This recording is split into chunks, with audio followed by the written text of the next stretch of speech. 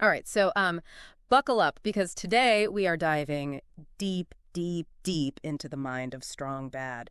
You know Yeah. that email exchange with the fan, Abdi LaRue, about, well, bedtime Oh, routines. yeah. I think I know the one you mean. Yeah. Yeah, That the wrestling mask and the boxing gloves. yes, Yes. that's it. I mean, come on, classic, strong bad. Classic, classic.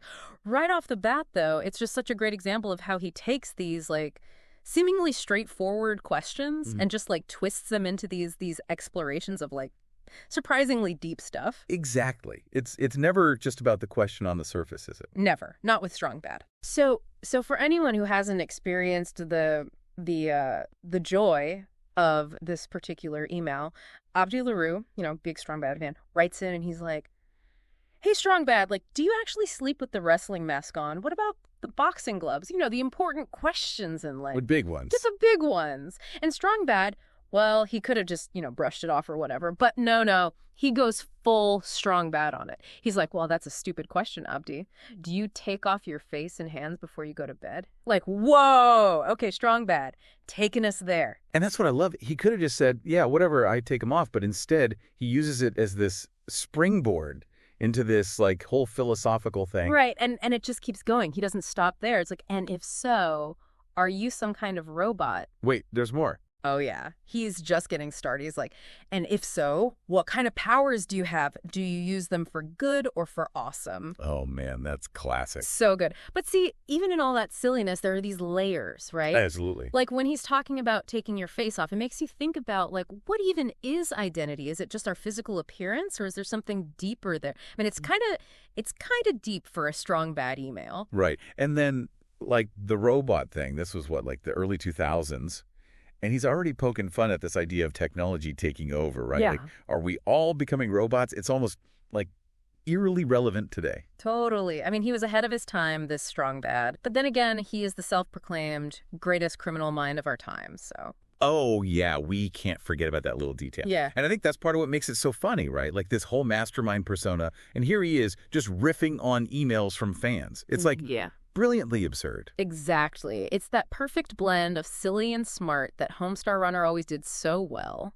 But I guess really what we should be asking ourselves is, what would our stupid question to Strong Bad be? Oh, that's a good one. Right? Yeah. What seemingly ridiculous question would we ask that might just unlock some deeper truth about, like, the universe or whatever? Think about it. All right, everyone, welcome back. You know how this works. We're diving deep, and today it's listener submitted. Gotta love it. We're talking Strong Bad email. Oh, classic. It takes you back, doesn't it? Definitely. For anyone who, well, maybe missed the whole early internet flash animation craze, think about this.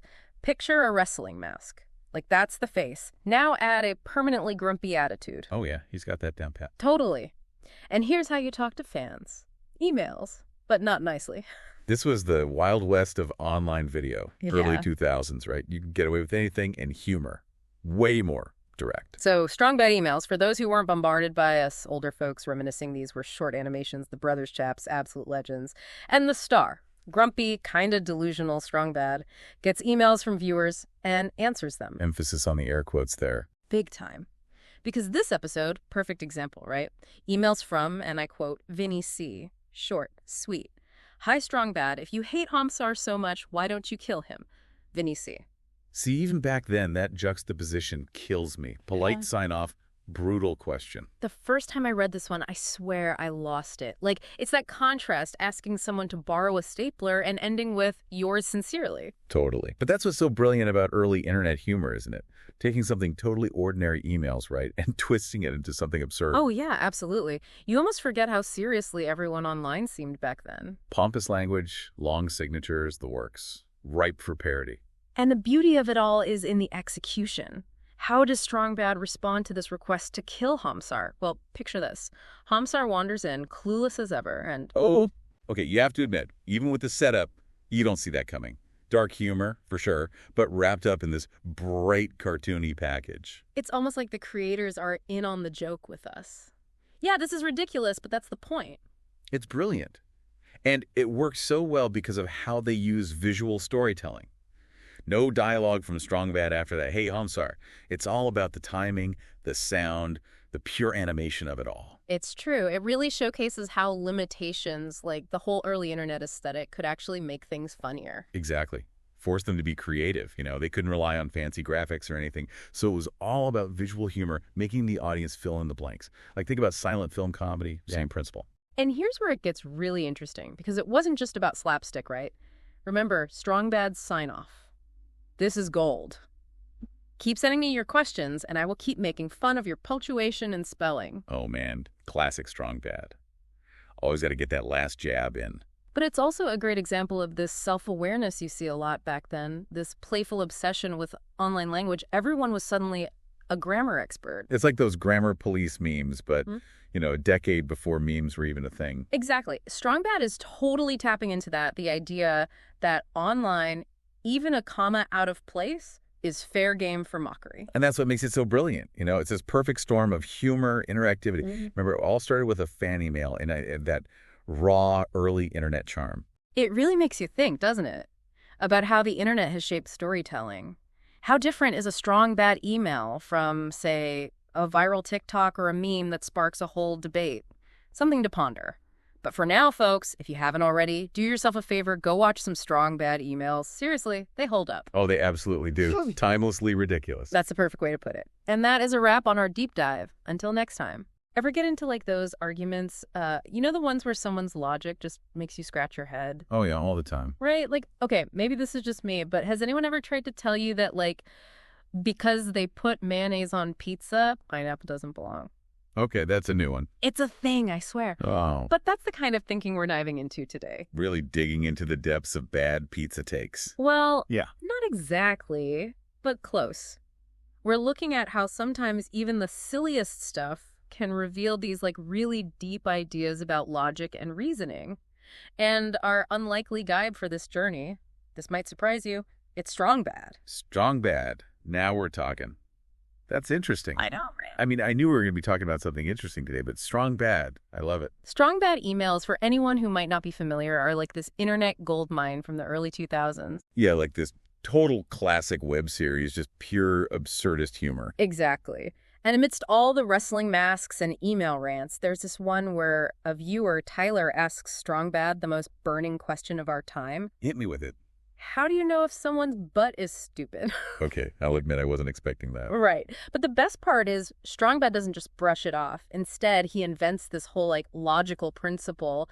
And it's honestly kind of genius in a weird way. I am intrigued. Lay it on me. Okay, so he calls it the transitive but property. Now, you know the actual transitive property in logic, right? Like if A equals B and B equals C, then A has to equal C. Exactly, one of the fundamentals. And Strong Bad takes that.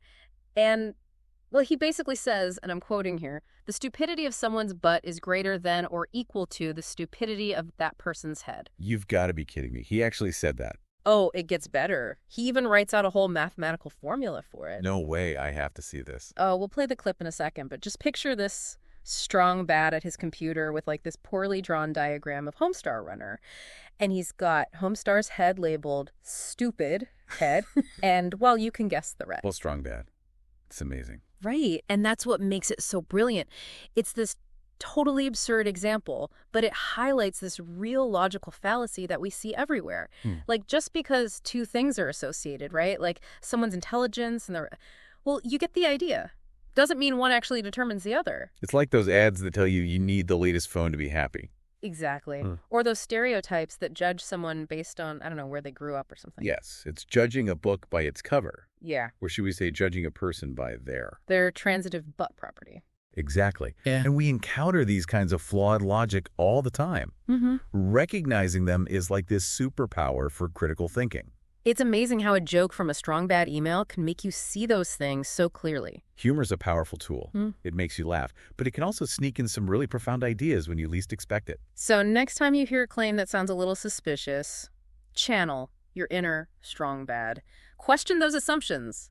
Look for the real evidence. Yeah. And hey, maybe even have a good laugh about it. You might be surprised what you learn. Now that's a deep dive I can get behind. Until next time, stay curious. And watch out for those transitive butt properties. They're everywhere.